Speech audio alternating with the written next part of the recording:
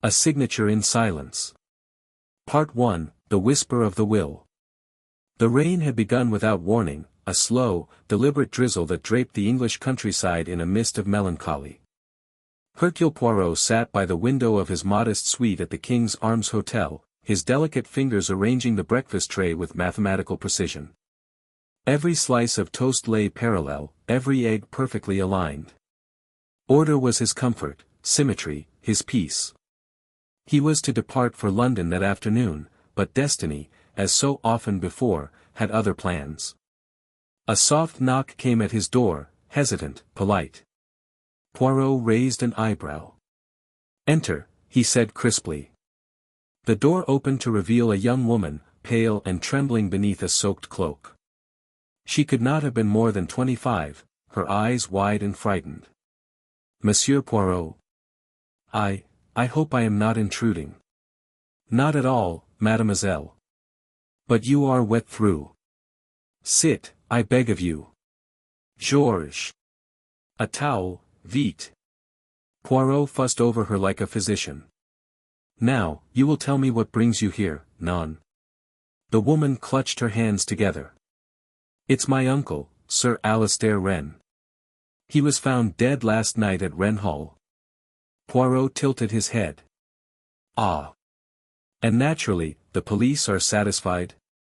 "They say it was natural causes," she whispered. "But, there was something strange about it. Uncle had been writing his will earlier that evening. And when we found him, he was holding a pen, but there was no ink on the paper.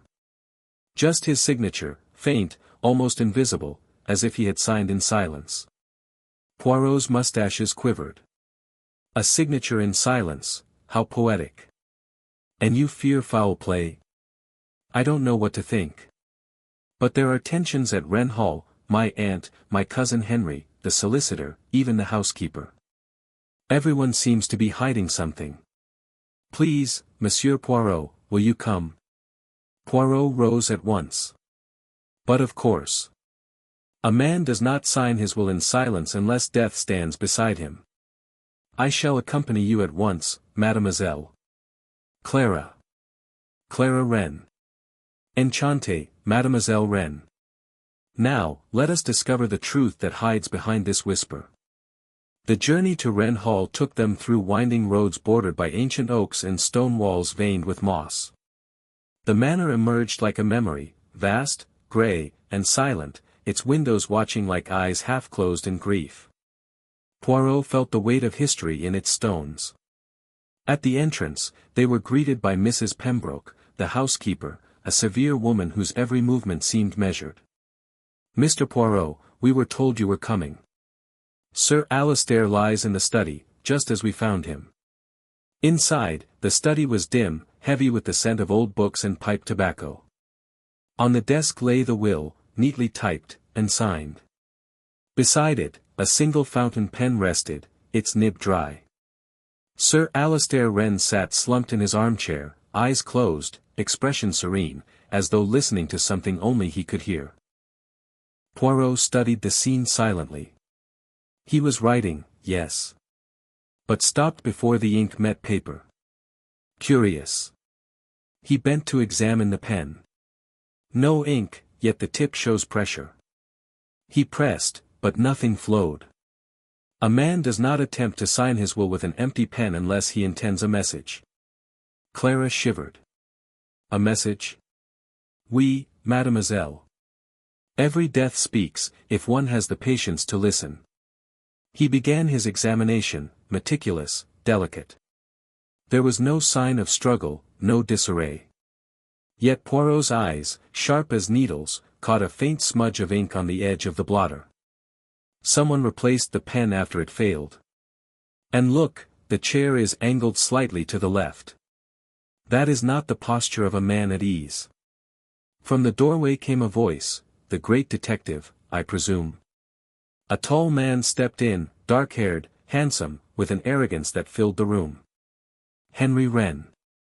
My grandfather's heir apparent, though I suppose that will depend on the will." Poirot regarded him coolly. "Indeed. A pity the will remains unsigned. Henry's smile was thin.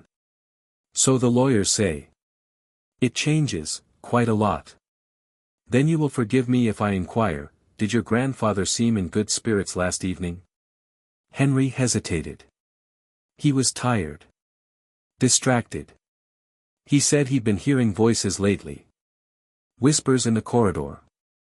We all thought it was just age. Poirot's gaze flicked to the portrait above the fireplace, an older painting of Sir Alistair in his youth, signed at the bottom by an artist named L. Pembroke. The same surname as the housekeeper. Interesting. He turned back to Clara. Your uncle was a man of habits, perhaps. Very much so, she said. He never went to bed before sealing his letters, and he kept his ink bottles in a locked drawer. Only Mrs. Pembroke had the key. Ah, murmured Poirot. Then we must have words with Mrs. Pembroke. But first, he knelt by the body, fingers tracing a faint mark at the wrist, barely visible. This, mademoiselle, is not the mark of age. It is the impression of a cord. Very fine. Almost invisible. Clara gasped. Then, he was murdered. Poirot stood, eyes glittering. Perhaps.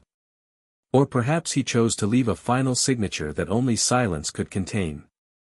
Outside, thunder rumbled across the moors. That night, as Poirot dined alone in the guest chamber, his mind worked with mechanical precision. The empty pen. The faint bruise. The missing ink key. The curious calm of the household. There was a pattern forming, an order beneath the chaos. He took out his notebook. Motive, inheritance. Opportunity, all present. Means, subtle, perhaps suffocation or poison. Message, the silent signature. A knock interrupted his thoughts. Clara entered, pale and restless. Monsieur Poirot, I found something. She handed him a folded letter. It was in Uncle's writing desk, hidden beneath the lining. Poirot unfolded it carefully. The letter read. If anything should happen to me before the will is signed, look for the truth where silence is loudest. A.W. Poirot's eyes narrowed. Mon Dieu. The truth where silence is loudest. That is not the writing of a confused man. That is the challenge of one who knew danger. He looked up, mustache twitching with resolve. Tomorrow, mademoiselle, we shall gather the family. The silence of Wren Hall must speak. Outside, the rain ceased. The manor stood in an unnatural hush, as though the walls themselves were listening. Part 2, The Gathering at Wren Hall. Morning came in a mist of silver and smoke.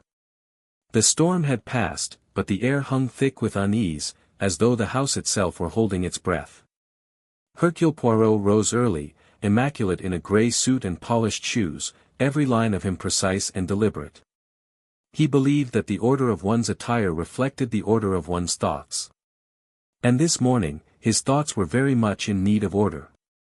He descended the oak staircase, its steps creaking faintly beneath his feet.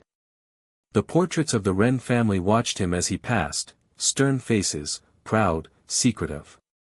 Generations of wealth and resentment stared down from gilded frames. The great clock in the hallway ticked solemnly, its pendulum swaying like the heartbeat of the house. Mrs. Pembroke awaited him in the breakfast room, her posture upright, her expression neutral. Good morning, Monsieur Poirot. I trust you slept well. As well as one can in a house full of mysteries, madam, he said gently. Tell me, how long have you served this family? 32 years, sir. I came here as a maid when Sir Alistair's first wife was alive. I was, close to him. Her eyes flickered briefly, betraying emotion before she straightened again. The master was a good man, though troubled in recent years. He had grown fearful. Fearful of what? She hesitated. Of silence. Poirot tilted his head. Of silence, you say? He said the house spoke to him in whispers when the wind died. He heard voices where there were none. He stopped sleeping, stopped eating properly. Some said it was his conscience, others that it was madness. Poirot smiled faintly. And what do you believe, madam? I believe someone was trying to frighten him. To make him appear mad. Poirot nodded slowly. Merci, madam. That will be all for now.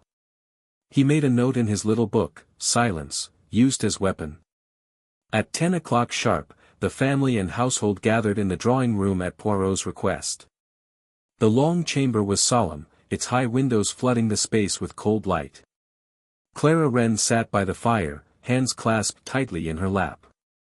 Henry Wren lounged near the window, arms folded, a smirk of boredom on his lips. Beside him sat his mother, Lady Margaret Wren, thin, elegant, and sharp as glass. The family solicitor, Mr. Giles Merryweather, stood awkwardly near the desk, clutching a folder. Poirot entered, every step measured. Mesdames et messieurs, I thank you for your time. We are gathered to discuss the unfortunate passing of Sir Alistair Wren. I have reason to believe that his death was, not entirely natural. Lady Margaret's eyes flashed. Surely you don't mean, murder? Ah, that is the word that leaps too eagerly from the lips, Poirot replied mildly. But yes, madam, I believe foul play is a possibility. Henry let out a short laugh. You can't be serious. The doctor said heart failure. The old man was frail. Poirot turned toward him. Indeed. Yet the faint ligature mark upon the wrist, the empty pen, the unsigned will, the locked drawer, all these things whisper to me of a design. Mr. Merryweather adjusted his spectacles nervously. A design. Poirot nodded. A plan. And perhaps a very clever one. He began to pace slowly before the hearth, speaking softly, like a teacher addressing his class. Let us consider the situation. Sir Alistair, a man of wealth, is preparing his will. Many are dependent upon its contents. There is tension, perhaps disagreement. He begins to hear whispers, sees shadows. His family believes he is losing his mind. And then, just before signing the will, he dies, his pen dry, his words unfinished. Voila! The will remains invalid, and the old one, perhaps more favorable to certain parties, remains in effect. Henry's jaw tightened. You're accusing me? Non, monsieur. I accuse no one. I observe. Poirot's gaze drifted to Lady Margaret. Madam, you were with your husband the evening before his death. She hesitated. Briefly. He was restless. He said he could not concentrate on the will. He dismissed me soon after. Did he mention whom the new will favored? Her eyes narrowed. He said he wished to provide for Clara. That is all. Henry snorted. So that's it. She's behind this. The innocent niece act. Clara rose, trembling. How dare you? I loved Uncle Alistair. He treated me like a daughter. Enough. Poirot's voice cut through the tension. We will not allow emotion to obscure reason. Mademoiselle Clara, where were you last night at the time of death? In my room, reading, she said softly. I heard nothing unusual until Mrs. Pembroke screamed. Poirot turned to the housekeeper, who stood in the doorway, pale but composed. Madame Pembroke, you discovered the body, yes? Yes, Monsieur Poirot. It was just before midnight. I went to bring him his sleeping draught, as the doctor prescribed. The door was ajar, the light still burning. When I entered, he was gone. Did you touch anything? I straightened his collar. I couldn't bear to see him so. She stopped, covering her mouth. Poirot observed her closely. And the ink drawer, was it locked when you found it? Her eyes flickered. No, it was open. Poirot's brows arched. Curious. Mademoiselle Clara informed me that only you held the key. Yes, But, he might have taken it earlier. He often did. Poirot said nothing further, but his eyes gleamed. When the gathering dispersed, Poirot wandered the halls of Wren Hall alone. The silence was heavy now, unnatural. Every tick of the great clock sounded like a heartbeat in a tomb. He paused outside the study once more and entered quietly. The air was stale with the scent of dust and ink. Sunlight slanted through the curtains, falling across the desk where the will lay. Poirot examined the pen again, then the paper beneath it. This time, he noticed something new, a faint indentation beneath the signature line. He pulled out a sheet of thin carbon paper from the drawer and slipped it under. When he shaded it lightly with a pencil, faint words appeared, barely legible. "They watch me when I write." Poirot's heart gave a small, triumphant leap. "Ah! Sir Alistair, you did try to speak. And so I shall listen." He replaced everything exactly as before and stepped out, nearly colliding with Henry Wren in the corridor. "Still playing detective?" Henry sneered. "You'll find nothing here, Poirot." The old man was mad. Everyone knew it. "Perhaps, monsieur. But madness rarely leaves messages hidden in carbon paper." Henry's face froze. "What?" "Rain, Poirot said with a small smile, walking away. "A little nothing. But remember, it is often the smallest things that bring down the mightiest lies." That evening, as twilight bled across the moors, Poirot summoned Clara to the library. She came swiftly, her eyes red from crying. "Mademoiselle," Poirot said gently, "your uncle was not mad. He was frightened, and rightly so. Someone close to him sought to make him appear unstable, to hasten his death, and to prevent him from signing his will. The question, as always, is who gains?" Clara's voice trembled. "Henry gains the most. Under the old will, he inherits almost everything. But Uncle Alistair was about to change that. He told me Henry had debts, that he'd forged documents to cover them." Poirot nodded slowly. "And you told no one?" "He begged me not to. He wanted to handle it quietly." Poirot considered this. Then perhaps Henry feared exposure more than loss of money. "A dangerous combination, mademoiselle." He turned toward the window, watching the last light fade. "Tomorrow morning, I shall inspect the servants' quarters. There is something in this house that does not belong." As she left, Poirot remained by the window, deep in thought. Somewhere, in the stillness of Wren Hall, he heard it, the faintest creak of a floorboard, the soft closing of a door. Someone had been listening. Later that night, Poirot moved silently through the corridors, candle in hand. The house slept, but its silence was alive, full of breath and secrets. He paused near the servants' passage and noticed a faint draft. A panel in the wall stood slightly ajar. He opened it and found a narrow stair descending into darkness. At the bottom, a small, dusty storeroom. Among the clutter of old furniture and trunks, something gleamed faintly, a silver locket. He picked it up. Inside was a faded photograph of Sir Alistair Wren and a young woman. The initials were engraved delicately, A.W. and L.P. "L.P., Poirot murmured. "Lydia Pembroke." He smiled faintly. "Ah, Madam Housekeeper, 32 years of service, and perhaps a heart that never forgot." He pocketed the locket and ascended quietly. The pieces were aligning, love, loyalty, inheritance, fear. But one piece still eluded him, the method of death. As he reached his room, he saw a shadow move at the far end of the hall. A figure, slender, holding something small and dark. Poirot froze. The figure vanished into the east wing. "Mon Dieu," he whispered. "The game begins." He slipped back into his room, bolted the door, and wrote swiftly in his notebook. "Tomorrow, confront Henry. Test Mrs. Pembroke. Examine the medicine." The silence grows louder. Outside, the wind stirred again, whispering through the ivy like a voice reborn. Part 3, Echoes in the Corridor.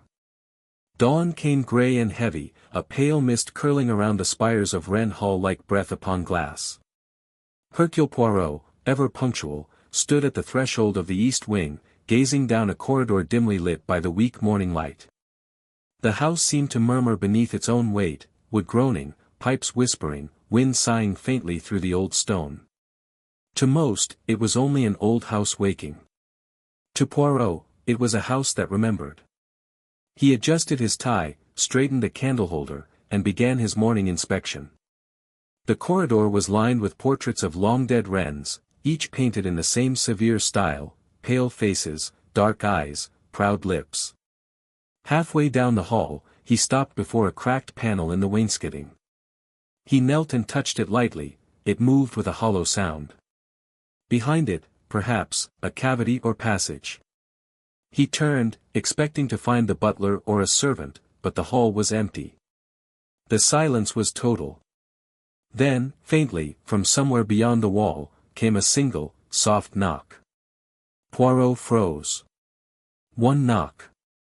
Then two. Then nothing. He stood, frowning. Echoes, or a signal, he murmured.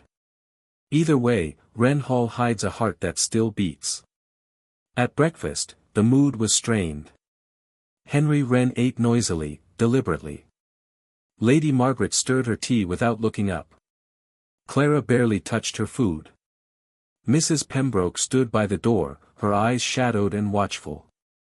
Poirot, seated at the head, sipped his coffee in silence.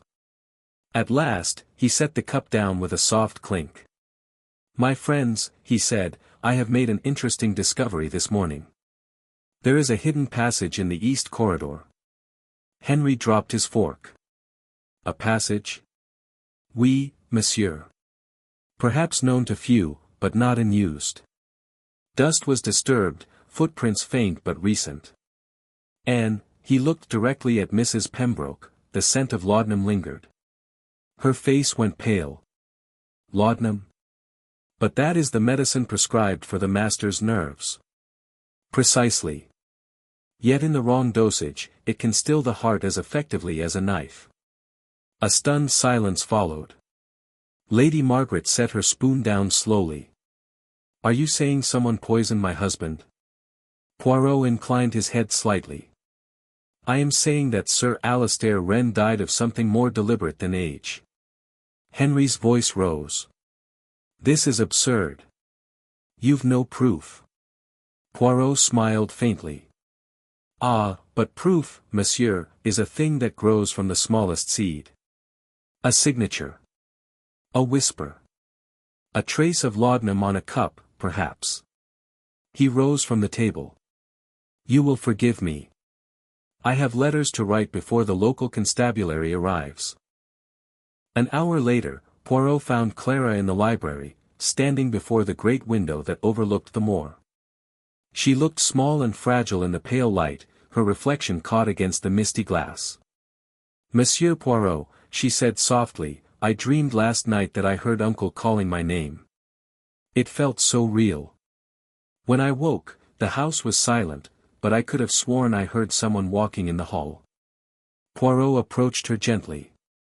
"Perhaps you did, mademoiselle. There are footsteps here that have long been unaccounted for." She turned toward him, eyes filled with fear. "Do you think it was Henry? Or Mrs. Pembroke?" "Patience," said Poirot. "Guilt walks many paths before it shows its face." He moved toward the shelves, running a finger along the spines of books. "Your uncle loved order. Yet see, this volume is displaced." He drew out a small red ledger, thin and worn. Inside, the pages were filled with Sir Alistair's tight handwriting. Names, dates, amounts of money lent or repaid. Poirot flipped through, then stopped. Several recent entries had been blotted out. But beneath one blot, faintly legible, he could read, H.W., £2,000, unpaid. He closed the book. So. The debts of our young monsieur were real after all. Later, Poirot asked Henry to join him in the study. The young man arrived swaggering, his expression defiant. "You wanted to see me, Poirot?" "Oui. Sit down, if you please." Poirot gestured to the chair opposite the desk. "We must talk as men who value the truth." Henry laughed. "That's not a game I enjoy." Poirot's eyes glinted. "But it is one you are already playing. Tell me, did you know your grandfather had evidence of your debts? Perhaps even a forgery among his papers?" Henry stiffened. "I don't know what you're talking about." "None. Then how do you explain this?" Poirot produced the red ledger. Henry's face drained of color. "He was about to include your misdeeds in his new will. It would have ruined you. But with his death, you are safe once more." Henry rose, fists clenched. "You're accusing me again." Poirot's voice remained calm. "I accuse no one. I observe. You are quick to anger, monsieur. Quick to shout. But guilt, true guilt, is quiet.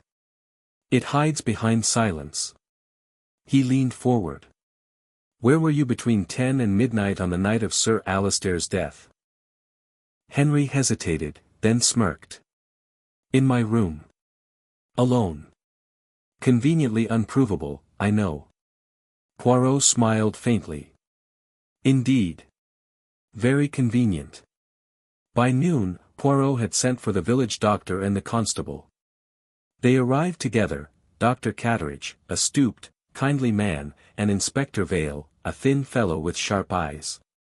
Poirot explained his suspicions, showing them the ledger, the empty ink, and the faint mark on the wrist. The doctor frowned. "I did prescribe laudanum, yes. But only in small doses. The bottle was nearly full when I last saw it." Poirot nodded. "Then we must check it now." Mrs. Pembroke fetched the small brown bottle from the medicine chest. Poirot held it up to the light. "Ah! It is half empty. And note, the cork is worn, as though handled often." He turned to the inspector. "You will find that it was used not for sleep, but for silence." Vale took notes, his expression grim. "And you suspect who?" Poirot glanced at Mrs. Pembroke. "The heart can be a motive as powerful as greed. Sir Alistair once loved a woman named Lydia Pembroke. She lost her place in his household when he married again. Yet she returned, faithful, loyal, serving his new wife without complaint. Tell me, madam, did you still love him?" Her lips trembled. "Yes," she whispered. "I never stopped." "And yet, when you found him dying, you touched nothing but his collar? You did not call for help?" Tears welled in her eyes. "He was already gone." Poirot sighed softly. "Or perhaps you thought it a kindness, to let him go quietly, before the pain of his family's betrayal could wound him more deeply." She shook her head, sobbing. "No. I swear I didn't harm him." "Then who did?" Poirot asked quietly. She looked at Henry. "Ask him." Henry slammed his fist on the desk. "That's a lie." Poirot raised a hand. "Enough. The truth will emerge soon enough." That evening, Poirot took a solitary walk through the gardens. The sky burned with a copper dusk. He followed the path toward the old chapel that stood at the edge of the estate. The air smelled of damp stone and ivy.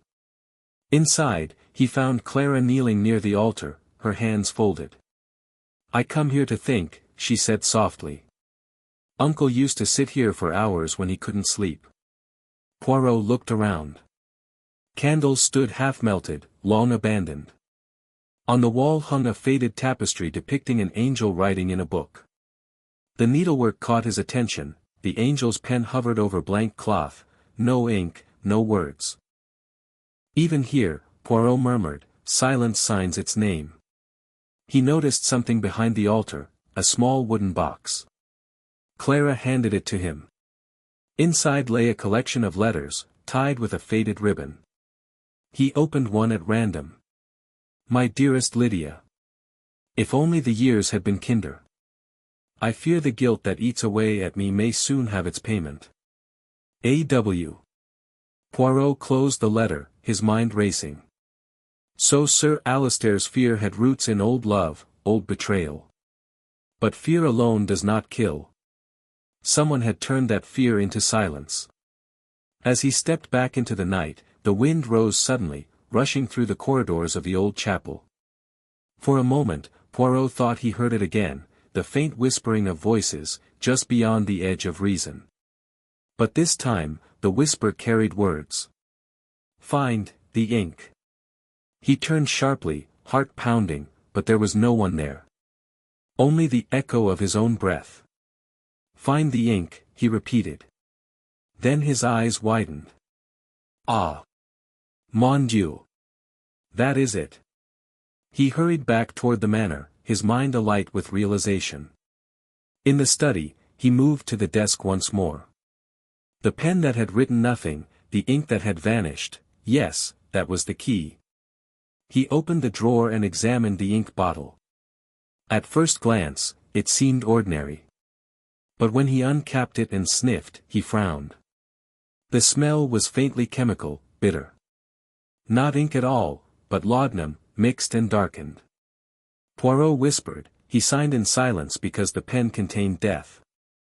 The truth had been hidden in plain sight. The killer had replaced the ink with laudanum, knowing that when Sir Alistair dipped the pen, he would inhale the fumes and absorb the poison through his skin, slow, painless, unnoticed.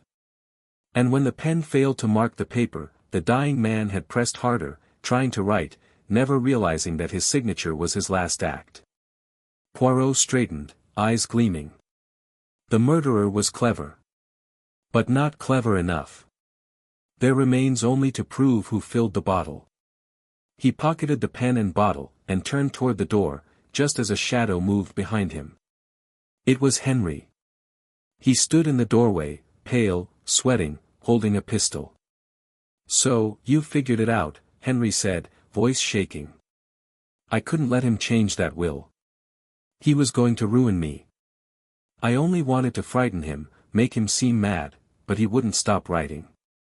So I made sure he never finished. Poirot raised a hand. And now you intend to silence me too? Henry's hand trembled.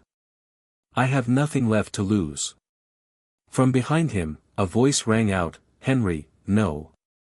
Clara burst in, followed by Inspector Vale. The gun went off, once, deafeningly. Smoke filled the room. When it cleared, Henry was on the floor, clutching his shoulder, the pistol clattering away. Poirot stood untouched, calm as ever. Mon Dieu, he murmured. Even in silence, truth has a voice. That night, the house finally slept. Poirot sat by the window, writing in his notebook as rain began once more to fall upon the moor. Case concluded. Cause of death, laudanum poisoning via substituted ink. Motive, inheritance, desperation. Means, deceit. The house that whispered in silence now speaks only of justice. He closed the notebook, extinguished the lamp, and whispered to the darkness. Rest now, Sir Alistair. Your final signature has been found. Outside, thunder rolled again, but this time it sounded almost like applause. Part 4, The Ink of the Dead. The night after Henry Wren's arrest, Wren Hall seemed to exhale at last. Yet the quiet that settled over its corridors was not peace, it was exhaustion. Rain hissed at the windows, and the smell of damp stone crept into every room. Hercule Poirot sat alone in the study, the single lamp casting a pool of gold on the great mahogany desk. Before him lay the objects of the crime, the poisoned pen, the altered bottle of ink, the unsigned will. Inspector Vale had taken Henry into custody, but the detective's mind refused to rest. Something within the pattern did not yet fit. The symmetry he demanded of the world was missing its final piece. Henry's guilt was clear in confession, yes, but the confession had come too easily, too soon. Poirot folded his hands and stared at the empty chair where Sir Alistair had died. "Non, mon ami," he murmured softly. "There is something you have not told me. Your silence still speaks." A floorboard creaked. Poirot turned sharply. At the doorway stood Mrs. Pembroke, pale and rigid, her hands twisting the hem of her apron. "Monsieur Poirot," she whispered, "I cannot sleep. The house, it feels as though he still walks." "Sit, madam," Poirot said kindly. "Tell me what troubles you." She sat, trembling. "I keep hearing the clock strike 13 at midnight. I thought it madness, but I swear it happens." Poirot leaned forward. 13. Curious indeed. The old long-case clock in the hall is a fine instrument, it does not make mistakes unless someone has tampered with it. He rose and gestured for her to follow. Together they walked through the sleeping house to the great hall, where the clock stood like a sentinel. Poirot opened its case. Inside, a small metal wire had been looped round the striking lever, simple, deliberate, "You see," he said quietly. "Someone wished to remind you that order had been broken. Perhaps Sir Alistair himself." Mrs. Pembroke crossed herself. "God forgive us all." Poirot regarded her a long moment. "You loved him still, n'est-ce pas?" She nodded, tears sliding down her cheeks. "Yes. But I swear I never helped Henry. The boy asked me for laudanum that evening. He said Sir Alistair was in pain and would not sleep. I gave it to him. I thought no harm." Poirot's gaze softened.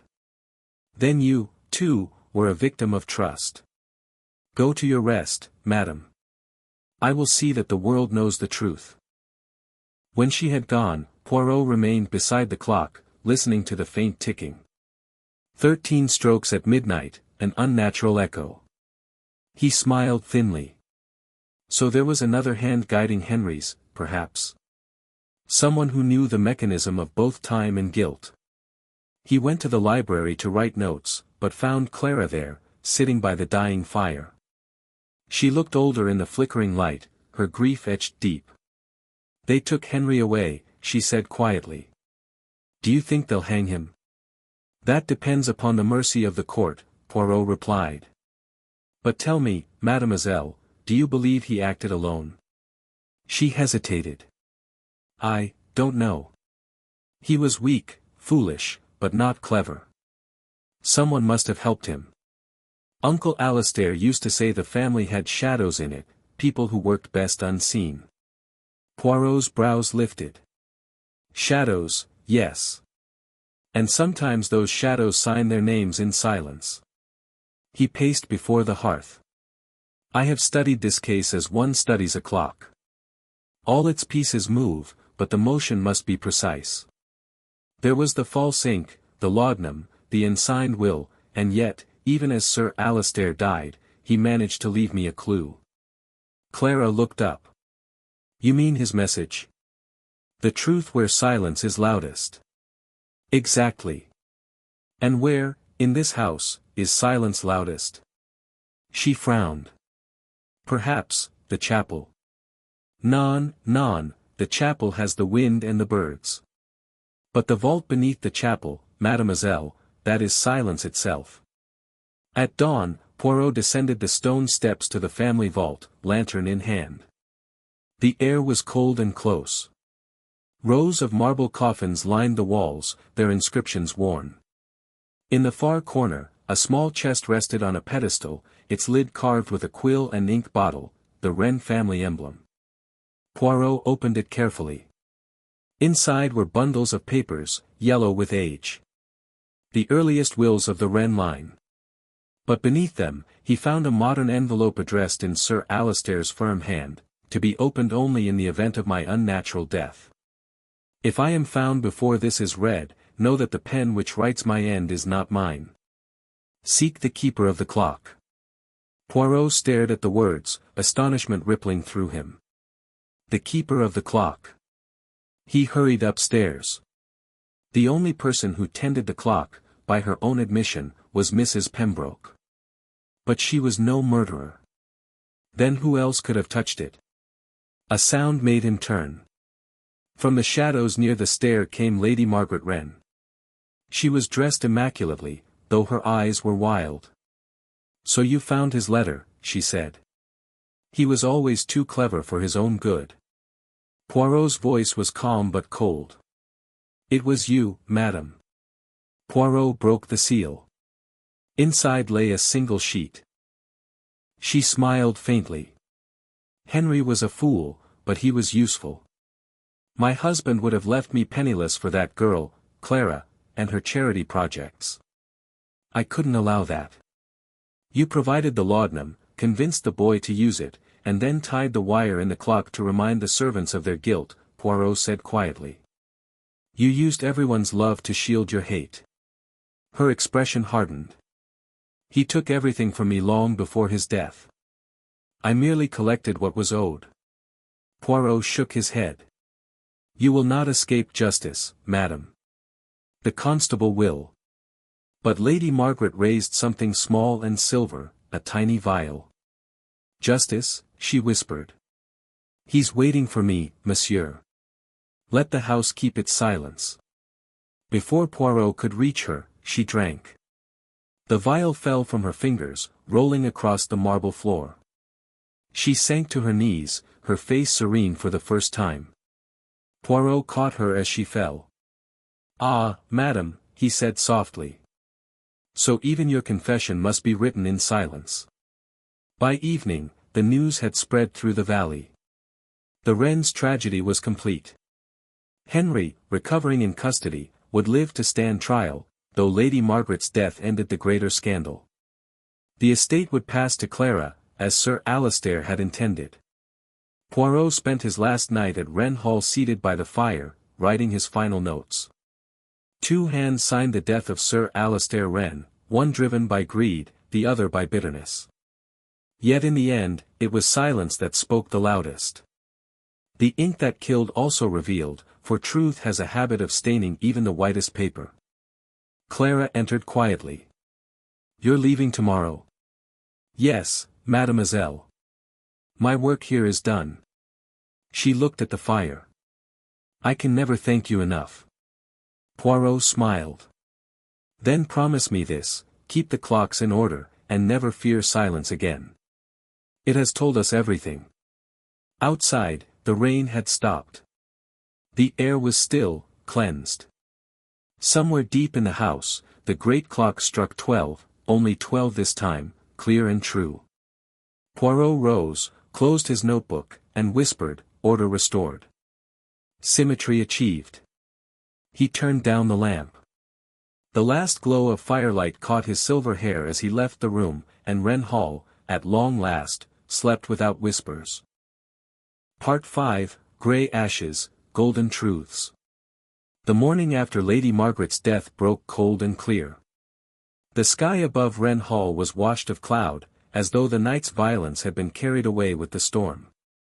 Hercule Poirot stood by the great oak doors, valise in hand, his eyes following the mist rising over the valley.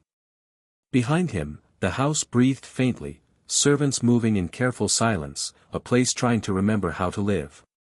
Inspector Vale arrived just as the sun cut through the mist. His coat was still wet from travel, his expression grave. "So, it ends in tragedy after all," he said quietly. "Henry will live, but his mother's confession puts a grim edge to mercy." Poirot inclined his head. "La justice, she is rarely kind, mon ami. But she must be precise. You will find that Lady Margaret's account will clear the boy of murder, though not of weakness."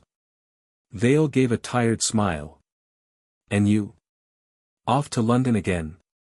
"For now," Poirot said.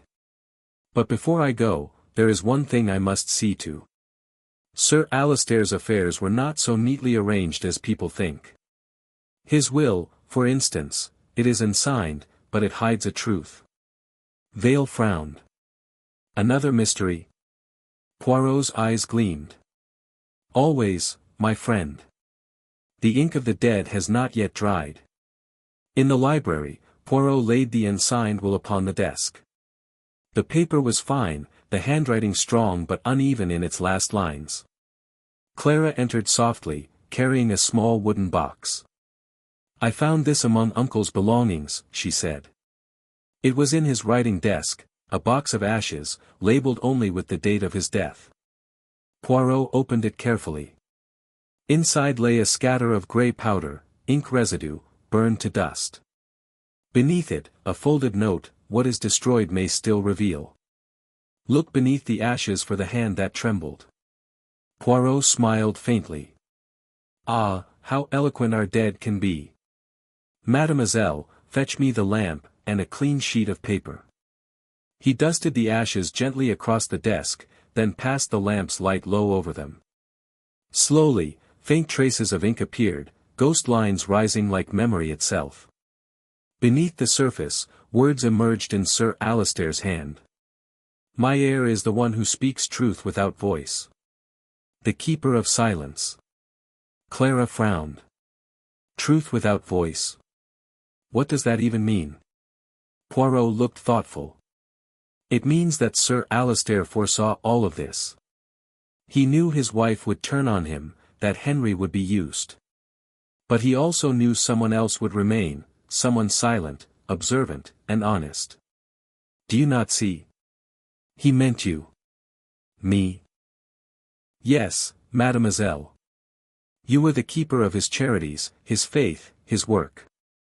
You spoke with deeds, not words. In his eyes, you were the one beyond greed. He left all to you, though the will remains unsigned, his message is clear." Clara's eyes filled with tears. "Then Wren Hall is mine." "More than that," Poirot said softly. "His legacy is yours. He wished you to restore what the family had lost, not in wealth, but in integrity." Later that day, Poirot walked through the estate one final time. The fog had lifted entirely, revealing the gardens, still wet and glittering from rain. Workers moved about quietly, repairing what the storm had damaged. It seemed to him that even the stones of Wren Hall were lighter now, the heavy air of deceit lifting like dust from polished glass. At the gates, a small figure awaited him, Henry Wren, pale and gaunt, escorted by a constable. Vale had permitted him a brief moment of freedom to speak with Poirot before transport to London. "Mr. Poirot," Henry said hoarsely. "They tell me mother's gone." "That she confessed." Poirot nodded solemnly. "She sought her own absolution, my boy. It was not yours to bear alone." Henry looked at the ground. "I didn't mean to hurt him. I just wanted him to notice me again. She said it would make him weak, not kill him. I believed her." Poirot placed a hand on his shoulder. "Belief can be dangerous when placed in the wrong heart. But you have faced your truth, that is something even the cleverest men cannot always do." Henry swallowed hard. "Do you think I'll ever be free?" Poirot's gaze softened. "Freedom begins when a man stops lying to himself. Remember that." The constable signaled, and Henry was led away down the road. Poirot watched until the boy disappeared beyond the trees. That night, Poirot took the late train to London. The rhythmic clatter of wheels over rail gave him comfort, it was the sound of order returning. Yet his mind, ever restless, wandered back to the message written in ash, truth without voice.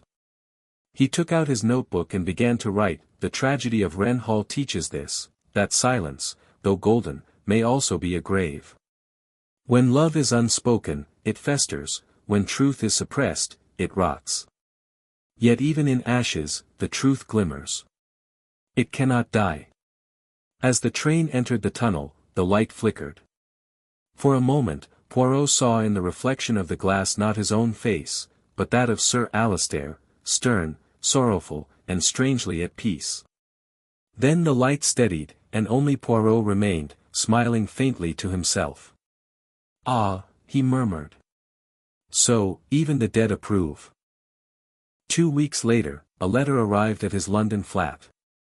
The envelope was cream, the handwriting unfamiliar.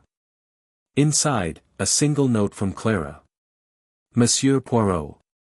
The estate has been settled. I have reopened the orphanage uncle founded, under the name the Wren Trust. I hope it brings some measure of good out of what was lost. The clock at the hall strikes 12 now, only 12, every hour. No more, no less. Yours in gratitude. Clara. Poirot folded the letter, a soft smile on his lips. Bon, he said quietly. The symmetry is complete. He placed the letter beside his case files, where it would remain, marked with a single note in his careful script. Case closed, the signature in silence. But as he turned down his lamp that evening, he paused. From the street below, faintly through the open window, came the tolling of a distant church clock. It struck 12, 12 clear notes, and then, impossibly, a 13th. Poirot looked out into the night, eyes narrowing, and whispered, "Ah, perhaps silence still has something left to say." Part 6, The Shadow of the 13th Chime. London in late autumn wore its gloom like a cloak. The fog hung thick across Whitehall, softening the outlines of lamplight and blurring every sound to a muted hush. Inside his flat on Whitehaven Mansions, Hercule Poirot sat by the window, gazing down at the street below. It had been 3 weeks since the close of the Wren Hall affair, and yet the echo of that last strange chime haunted him still. At precisely 12, his little clock had struck a 13th note, an impossibility, yet as distinct as the tick of conscience itself. Poirot had laughed then, but the laughter had faded quickly. Some mysteries refused to die. A sharp rap at the door broke his reverie. "Enter," he called. Inspector Vale stepped in, his hat dripping with rain. "Evening, Poirot. I bring news, and perhaps a ghost." Poirot's brows arched. "You are poetic tonight, my friend. Sit, sit. Tell me, who is it that haunts you?" Vale took the offered chair. "Henry Wren. He escaped custody last night." Poirot's eyes widened only a fraction. "Escaped? Mon Dieu! How?" His nurse stepped out for water. When she returned, the window was open, and Henry was gone. No sign of struggle, no footprints. The rain had just begun. Poirot steepled his fingers. "And where does the trail lead?" Vale hesitated. "To a message. Found on his bedside table. Written in his own hand." He unfolded a small sheet and read aloud. "The 13th chime calls me home." Silence pooled between them. Poirot's gaze drifted to the fire. "Then he goes back to Wren Hall." Vale nodded grimly. "You think he's dangerous?" Poirot sighed. "Not dangerous, haunted. The boy seeks redemption, perhaps confession. But the 13th chime, it has meaning beyond mere sound." He rose abruptly, his decision made. "Pack your warmest coat, mon ami. We return to Wren Hall." The journey north took all night. The countryside unrolled like a fading map beneath the grey light of dawn. When the car turned into the familiar drive, the house loomed against the whitening sky, still and vast, its windows blind. Clara met them at the steps, shawl drawn tight about her shoulders. "I knew you'd come," she said breathlessly. "He's here." "Henry?" "Yes. He appeared at midnight.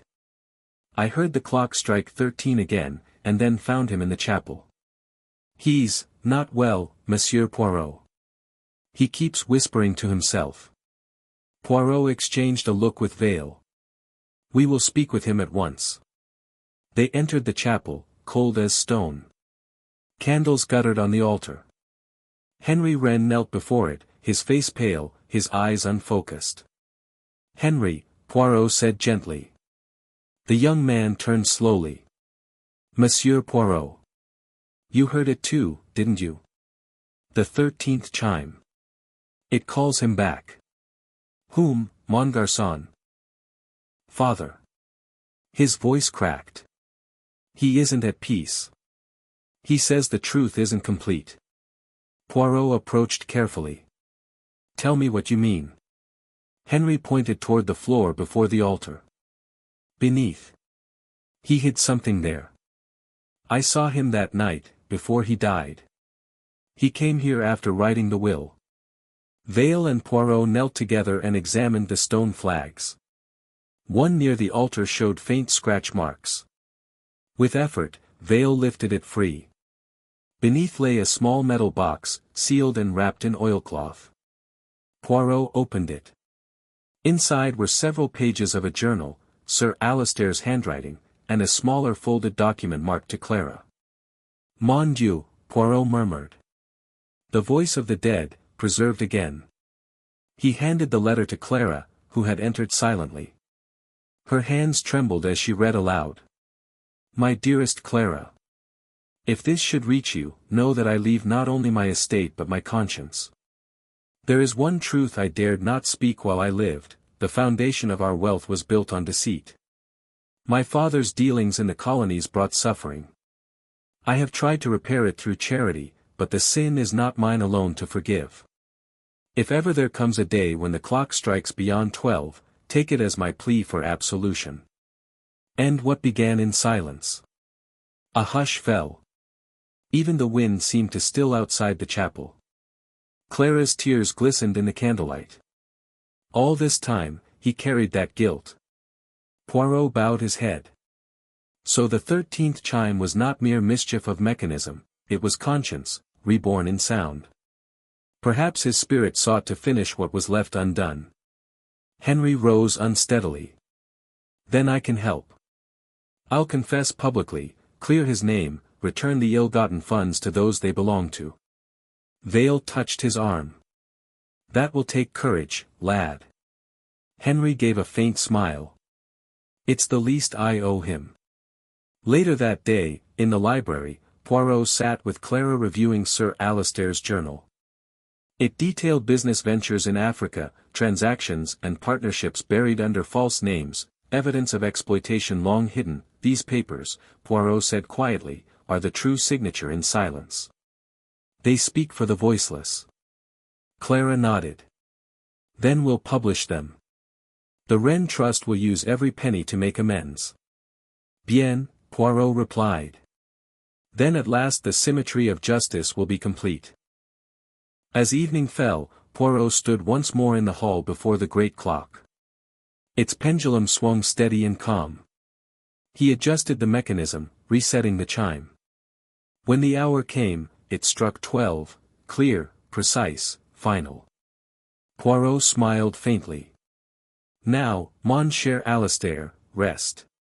Outside, the rain began again, soft and cleansing. Poirot and Vale prepared to leave at dawn. Before departing, Clara pressed a small object into Poirot's hand, a silver key. For the clock, she said. It belongs to you now. You brought order back. He bowed slightly. Non, mademoiselle. Order was always here. It merely waited for courage to reveal it. He turned toward the carriage. Behind him, Wren Hall stood quiet, its windows aglow with new life. As they drove away, Vale looked back once. You think we'll ever hear that 13th chime again? Poirot smiled, eyes half closed. Perhaps only when another truth sleeps beneath silence. Until then, let time be content with 12. The carriage vanished into the mist, leaving behind a house at peace, a family redeemed, and the faint echo of a clock that, for the first time in generations, had nothing left to confess. Part 7, The Echo Beneath Glass. Winter crept upon London like a thief. Frost feathered the edges of every pane, and the air carried the stillness of held breath. Hercule Poirot had returned once more to his flat at Whitehaven Mansions, yet peace would not stay with him. The Wren Hall affair had ended outwardly in order, but deep inside his mind something tapped faintly, insistently, like a forgotten rhythm waiting to be counted. He sat one evening by his fire, studying the silver key Clara had given him. It gleamed softly, etched with the image of a quill. On impulse, he turned it over. Engraved upon the back were tiny words barely visible to the eye, to be wound when the truth is seen. A knock sounded at the door. When he opened it, a young messenger thrust a sealed envelope into his hand and fled down the corridor without a word. The handwriting on the envelope was unfamiliar, but inside was a single folded sheet. Monsieur Poirot. The 13th chime has not ended. Come to the British Museum, Egyptian wing, before midnight. A friend. Poirot's brows rose. Ah, he murmured, so the past echoes again. He donned his coat, slipped the silver key into his pocket, and stepped out into the cold night. The museum loomed silent beneath the moon, its columns glistening with frost. Inside, the security guards had retired to their rounds, their footsteps distant. Poirot moved through the echoing galleries until he reached the Egyptian wing. There, beneath the vast skylight, stood Clara Wren. "Clara," he exclaimed softly. "You should not be here at this hour." "I had to see you," she said, her breath a pale mist. "Something strange happened today." The museum curators opened a crate from Wren Hall, one my uncle shipped years ago. Inside was a mirror, ancient and cracked. When they brought it out, the museum clock struck 13. Everyone heard it. Poirot's eyes gleamed. A mirror? From Sir Alistair's collection? Yes. And this? She held out a folded parchment. It bore Sir Alistair's handwriting once more, brittle but clear. The mirror holds what the ink cannot. Seek the echo beneath glass. Before Poirot could reply, a shadow moved behind the columns. From the dim light emerged Henry Wren. His face was gaunt, but his eyes steady. "Henry," Clara whispered. "You shouldn't be here." "I came to end it," he said quietly. "The mirror belonged to our great-grandfather, brought from a dig in Alexandria. It was cursed, they said. Whoever owned it heard the wrong number of chimes before death. Uncle kept it hidden to protect us. But someone has used it again." Poirot studied him. "Used? Explain, mon ami." Henry hesitated. "A man approached me in prison, claimed to represent an old partner of my uncle's. He said the past should stay buried, that revealing the colonial dealings would destroy powerful names. He called himself Mr. Glass." "Mr. Glass," Poirot repeated thoughtfully. "And he now seeks the mirror." Henry nodded. "He believes something written on it can clear or condemn them all." Poirot turned to Clara. "We must see it." The three of them crossed to the display crate. The mirror lay within, framed in blackened bronze, its surface veiled with dust. Poirot brushed it gently. Beneath the grime, faint writing shimmered, ancient script intertwined with modern etching. He tilted it toward the light. For an instant, all three reflections appeared, and then another joined them. A fourth, faint figure behind the glass, a man in a dark hat.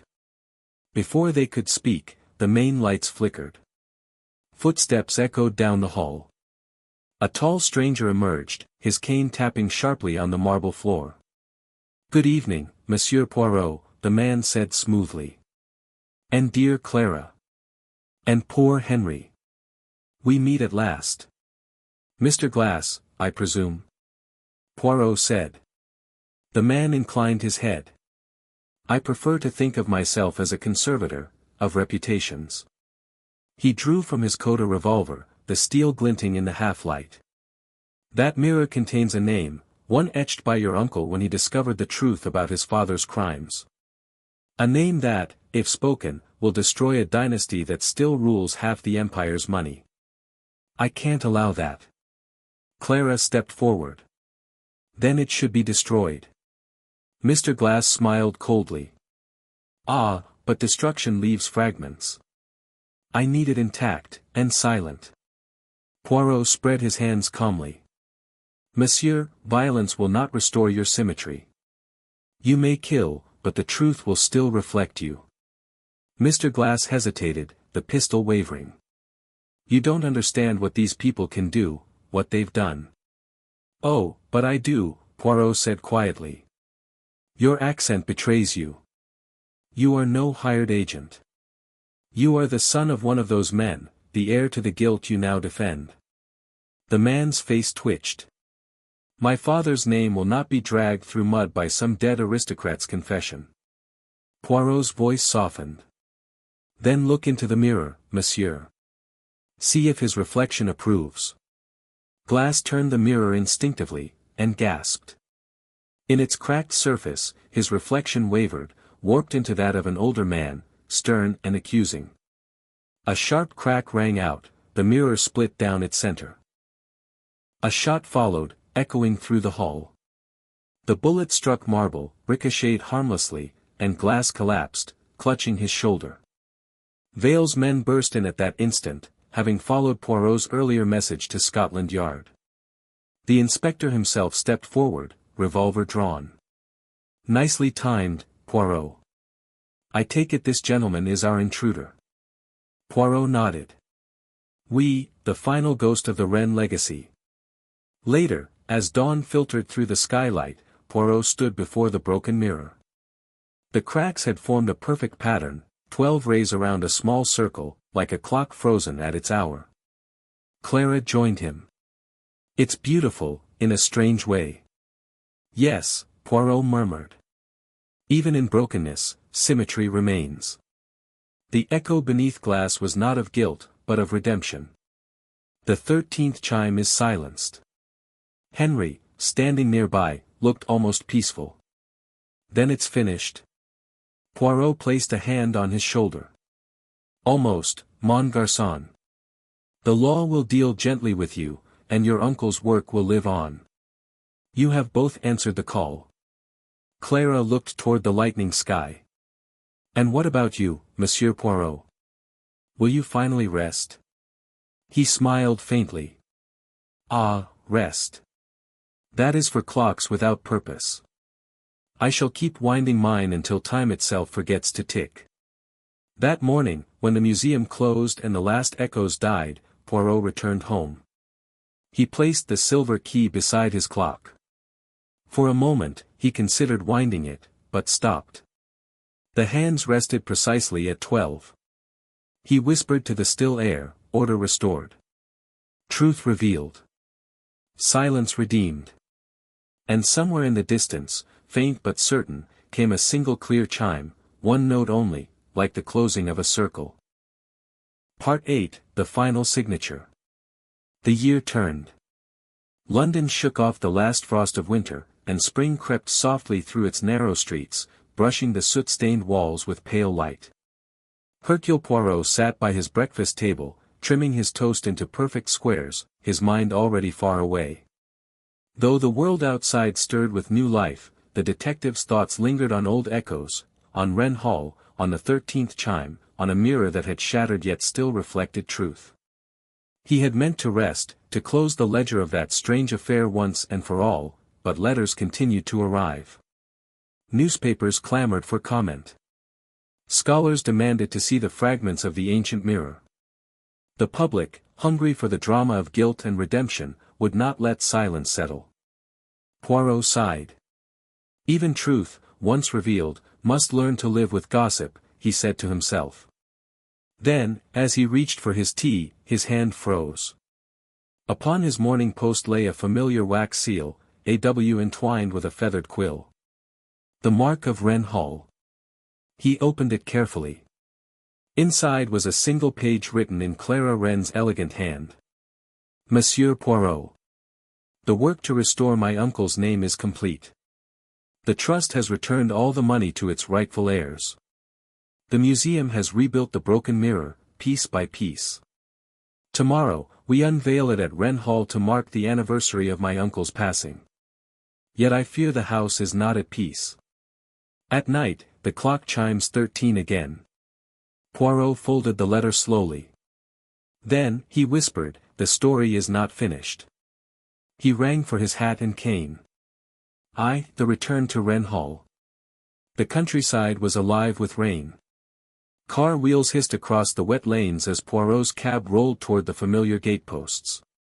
The house appeared as he remembered, noble yet weary, its ivy darker now, its windows veiled. Clara met him at the threshold. Her face was thinner, but her eyes steadier than before. "You came," she said. "I hoped you would." "How could I not, mademoiselle? When a house rings with more chimes than its hours, it calls for the ear of order." She managed a small smile. "You'll find the clock just as it was. But the sound is different this time. Almost human." Poirot's eyes narrowed slightly. "Ah. Then the silence itself has learned to speak." Inside, the great hall was transformed. Fresh drapes, new light fixtures, and the scent of polish filled the air. Yet something in the rhythm of the place felt off, as if the house still resisted peace. Henry Wren appeared from the library, carrying a sheaf of papers. "Monsieur Poirot," he greeted warmly. "It's good to see you again. The trust is thriving, but there's unrest among the staff. Some claim to hear footsteps in the upper gallery when no one's there." Poirot inclined his head. "And the clock?" Henry gestured toward the far wall. "We repaired the mechanism, precisely to your adjustments. Yet last week, at midnight, it struck 13 again. And this time, the pendulum stopped." Poirot stepped forward, examining the grand face of the clock. The silver key he had once kept now glinted in its lock, turned halfway. He murmured, "Someone has wound it, without permission." Clara said quietly, "I locked that key away." "Then someone found it," Poirot replied. "And they wanted the 13th chime to return." 2. The unveiling. That evening, Wren Hall filled once more with guests, scholars, reporters, and officials from the museum. The great mirror had been reassembled and now hung in the ballroom, its spiderweb cracks sealed beneath new glass. When the curtains were drawn, gasps rose from the crowd. Light from chandeliers scattered across its fractured surface, splitting into a dozen reflections of every face in the room. In each fragment, Poirot's keen eyes saw a different truth: Clara's composure, Henry's guilt, Vale's suspicion, and his own faint fatigue. The speeches began. Clara spoke first, her voice calm yet weighted. "We dedicate this hall, and this mirror, to truth, however painful. Let it remind us that silence is not peace unless justice has been done." Applause followed. Poirot joined softly, his gaze never leaving the mirror. Then, as the guests turned toward the banquet tables, a sudden, unmistakable sound rang out through the hall. Chime. Chime. Chime. It counted 12, and then, after a pause, a 13th. Gasps. Murmurs. The chandelier light flickered. Poirot's voice cut through the noise. "Remain calm. Mademoiselle Clara, Henry, lock the doors. No one leaves." He strode to the clock. The silver key turned of its own accord, slowly unwinding. When he reached for it, his fingers brushed something damp, ink. Fresh, wet ink. On the polished wood, a single word had been written in a trembling hand. "Confess." 3. The confession. Vale appeared beside him, revolver ready. "Who did this?" Poirot held up his hand. "No violence. The ghost we chase has human breath." He turned to the crowd. "Someone among us has set this stage. The ink is not old, it is from the study desk in the east wing. Only one person used that room today." Clara stared. "Henry, you know." Henry stepped back. "I swear I haven't been near it." Poirot's gaze was steady. "And yet, mon ami, the stains on your cuff say otherwise." Henry looked down, dark smudges indeed marked his sleeve. I tried to clean the clock earlier. It was jammed." Clara's voice trembled. "Then why didn't you tell me?" "I thought, if it chimed again, you'd think me mad." The crowd murmured. Poirot raised his voice sharply. "Enough. This is no trick of guilt alone. The 13th chime has become a signal, a call." He pointed toward the mirror. "Observe. In its reflection, the words on the clock, confess, appeared reversed yet incomplete. Within the mirrored distortion, new letters shimmered faintly, forming a longer phrase. Confess what was taken. Poirot's eyes gleamed. Ah! The mirror tells us the truth it once held. There is yet something stolen. Clara whispered, but what?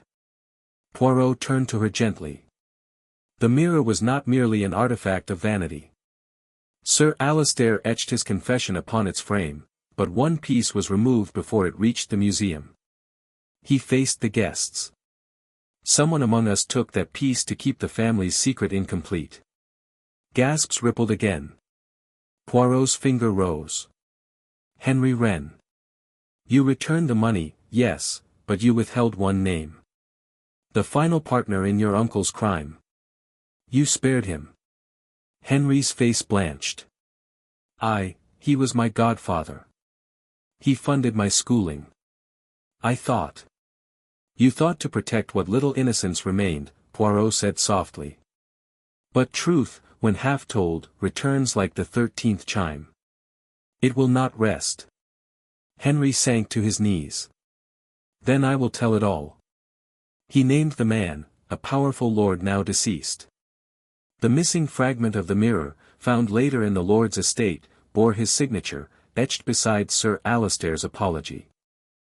4. The final silence. When the confession ended, a hush filled Wren Hall unlike any before. No wind, no murmur, only the steady heartbeat of time returning to its rightful rhythm. Poirot walked to the clock once more. He turned the key gently.